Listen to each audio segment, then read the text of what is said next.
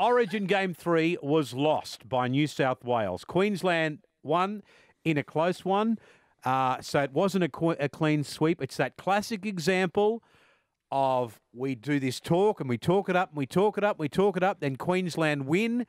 Paul, you have been, can I say, a little critical of New South Wales losing that third game. Yeah, I think the Blues got complacent and paid the penalty for it. As simple as that. Which we've seen in the past. Well, we've seen that in the past, that we were promised. The disappointing thing about this one is this was an opportunity for New South Wales to really do something that had never been done before and will never be done again. And what I mean by that is clean sweeps are hard enough. There's been 2 in 20 years. There was the Blues in 2000 and Queensland in 2010 were the last 2. There's only been 7 overall. Okay. New South Wales had an opportunity to win all 3 in Queensland. That would never be done again. But I think they got complacent. I think they got ahead of themselves. I think the team was picked as a thank you for the campaign with the expectation that didn't matter who they picked, they were going to win anyway. And I think Queensland basically responded in kind and shoved their head up their backsides. Yeah. And what about Gordy as a Queenslander? I mean, I thought it was typical Queensland. You know, we talk it up and we talk it up and we talk it up, kick off and Queensland just win the game. Yeah, the plays that stuck in my mind was when Josh Addo-Carr, who had a great series, he sort of come through the ruck and he turned to make some more metres and Tino hits him, you know, really hard in the back. They're the plays that I think that we were lacking. I suppose in game 1, you know, even from the kickoff, Caulfield normally, you know, hammers it to the moon and, you know, they catch it on a dead ball line where they caught it on the 20 and I think they were over the halfway on 3 tackles in the first state of origin. So we missed that battle in game 2. We did create some opportunities. New South Wales were absolutely outstanding in defence.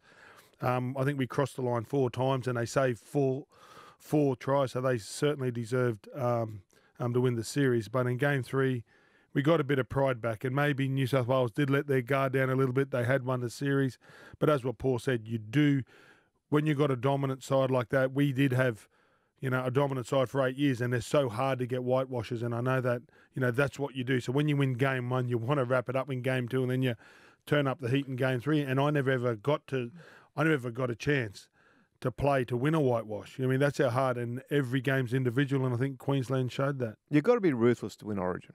That's the mindset. And New South Wales, I think the team that was picked for game 3 was a reward team for winning the series and for guys who had been there through the campaign but actually hadn't played. Now, I say that because Daniel Saifidi was injured, unable to play. He's a play 1 prop forward to get your momentum going. They took him, with him out, they picked Dale Finucane, who is a tremendous player, but he's not a play 1. It's not a like for like. It's not like for like. So they missed that play 1 bloke to get the set started. Now, if you watch the game, for the first 20 minutes, the Queensland back 5, on the back of a reasonably poor kicking game from the New South Wales halves, the Queensland back 5 were getting Queensland off to much better starts to their set than they did in game 1 or 2. This had the accumulative effect of them beginning to fatigue the New South Wales middles. Okay, so they started to fatigue, and they were far more fatigued far earlier in the game than they were in games 1 and 2. So therefore, they weren't as effective. Now, out of that, the Blues didn't help themselves because on the bench they had a second hooker. For the first time since I can't remember, a second hooker was picked on the bench to play hooker. He only went on. So Api Coruscant, who was the 18th man in games 1 and games 2, was brought on into game 3 on the bench because Jack Whiten was promoted from the 14th jersey as a utility in games 1 and 2 into the starting lineup. So they lost a big guy that can play somewhere in the middle, something like Jack Whiten did. They had to take Damien Cook off to get him. At the same time, they didn't have that play 1 forward, so they were down a big guy in the middle. They got found out very early in the game when the Queensland back 5 started to go through them. They got fatigued. Then, for the example, then they made the mistakes that the halves just weren't getting the ball to Latrell Mitchell and Tom Trbojevic early enough. I was talking to Cooper Cronk before the show the other night after the game, and he was stunned. He said to me the whole thing that he was waiting to see was how the Hammer handled Tom Trbojevic. He said for the first 20 minutes they didn't even put him to the test. He hardly touched the ball. Did not even put him to the test. So New South Wales, for the first 2 games, we've sat there and we have heaped praise on the coaching staff and the players for their performance, which was a cumulative 76-6. That was extraordinary. Even now, after the loss the other night, still the greatest winning margin in Origin history. They'd set that up after 2 games. They can still lose game 3 and still hold that record. But they should have won. If they had picked a big guy as a like for like to go in the middle, and they'd actually picked someone else on the bench that was more like that roving lock play that Queensland often have when they've had guys there in the past. When Cameron Murray and Damien Cook both went off in the second half at the same time, all the speed went from the New South Wales ruck. Therefore, Queensland suddenly got a bit of momentum back. New South Wales led at the time those 2 went off. 5 minutes later, Queensland were in front, never headed again. There's all sorts of evidence that I think the Blues thought they had enough in them to win the game regardless, and wanted to say thank you for the guys who had been through the first 2 games, and they went ahead and they picked the team on that condition, and I think it was overconfidence and they got beat. Well, in fairness, Kenny, is there a problem with that, Kenty, to show a bit of loyalty? Well, Gordon, it's up to you, those guys mate. that have been in there and you think, okay, well, you've been in our squad, you've been unlucky because you were 19th, 18th, 19th, 20th man, and then all of a sudden we pick someone straight from left field? It's not a problem. It's not a problem in some respects, Gordon, because I get the loyalty aspect to it. And I think that's important, and that whole team environment is important. Second to that, though, they lost the game. So I'll argue that. And 2, Origin is not everyone gets a prize contest.